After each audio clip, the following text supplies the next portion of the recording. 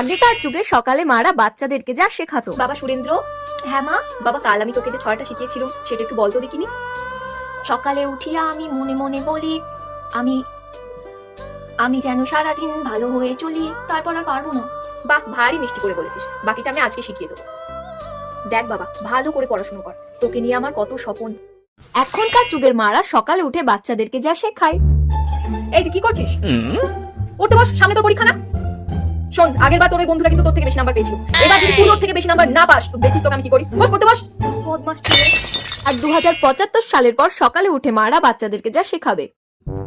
বেটা, ও মাই গড বেটা, তুমি এসব কি করছো? তোমায় আমি কত করে বললাম যে এই উইকে তুমি সব থেকে বেশি বেশি রিলস বানাবে। ও মম, আমি জাস্ট এখনই করতে যাচ্ছিলাম। বেটা, তুমি কি আমার কথাটা সিরিয়াসলি নিচ্ছ না? দেখো বেটা, আমার ফ্রেন্ডের ডটারের কিন্তু খুব তাড়াতাড়ি 10 মিলিয়ন ফলোয়ার্স হয়ে যাবে, আর তোমার কত 9 মিলিয়ন। তোমায় কিন্তু আমি শেষবারের মতন ওয়ার্নিং দিচ্ছি, আমার ফ্রেন্ডের ডটারের আগেই তোমাকে 10 মিলিয়ন করতে হবে। Mind it.